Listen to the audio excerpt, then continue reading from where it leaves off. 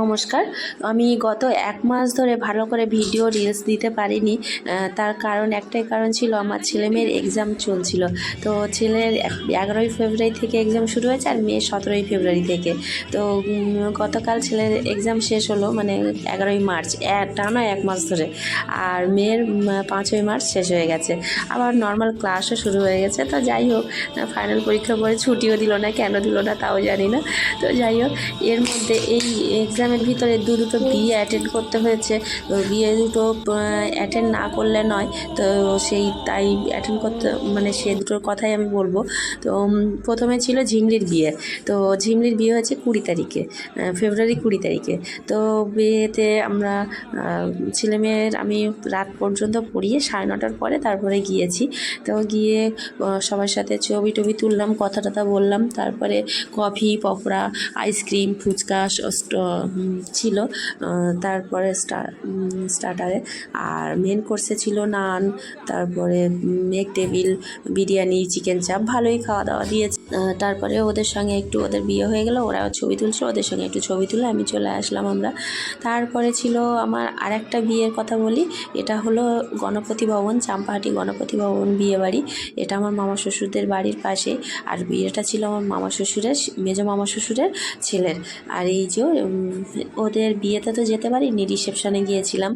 আমার বড় মামা শ্বশুরের ছেলের বিয়েতে আমি বিয়ের আগের দিন গিয়েছিলাম, মানে বিয়ের জল তোলা থেকে শুরু করে আর ফুলসজ্জা পর্যন্ত আমিই ছিলাম। মানে যেহেতু আমি বড় বৌদি, তো সেই জন্য আমাকে থাকতে হয়েছে। এবারও অনেক করে আমার মামা শ্বশুর বলে গিয়েছিল, আমার ইচ্ছা থাকলেও উপায় ছিল না, যেহেতু ছেলেমেয়ের এক্সাম চলছিল বলে।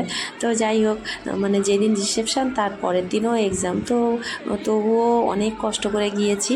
মানে সন্ধ্যেবেলায় গিয়েছি, ওদের সারাদিন পড়িয়ে তারপর সন্ধ্যেবেলায় গিয়েছি, আবার 10টার মধ্যে চলে এসেছি।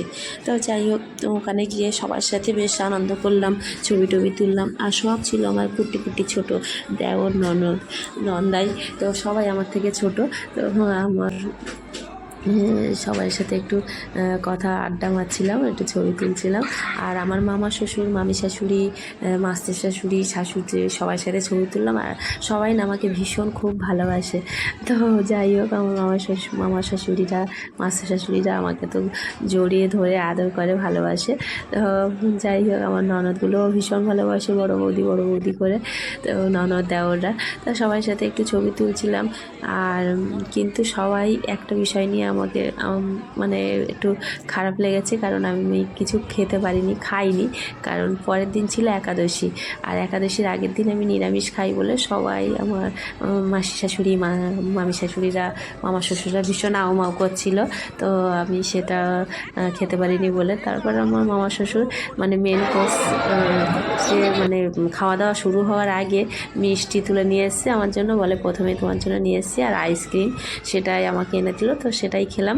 তো তাতেই আমি ভীষণ খুশি, কারণ আমার কাছে খাওয়াটা মেন নয়, আমার কাছে আনন্দটাই মেন। আর সেটাই আমি খুব ভীষণভাবে আনন্দ করেছি। মেন কোর্সে কী খাওয়া দাওয়া ছিল সেটা আমি গিয়ে ওখানে তুলেছিলাম, যেহেতু খেতে পারিনি, কিন্তু ভিতরে গিয়ে কোর্সগুলো তুলে আনলাম। তো ছিল ডাল, ভাত, আলু ভাজা, পটল চিংড়ি, কাতলা মাছের কালিয়া, চিকেন কষা, চাটনি, পাঁপড়, স্যালাড, আর ছিল রসগোল্লা, সন্দেশ আর আইসক্রিম। আর খাওয়া দাওয়া ভালোই দিয়েছে। তো আমার ছেলে মেয়ে আর ও খেলো, খেয়ে আমরা তাড়াতাড়ি চলে আসলাম, যেহেতু তারপর দিন ছেলের এক্সাম ছিল।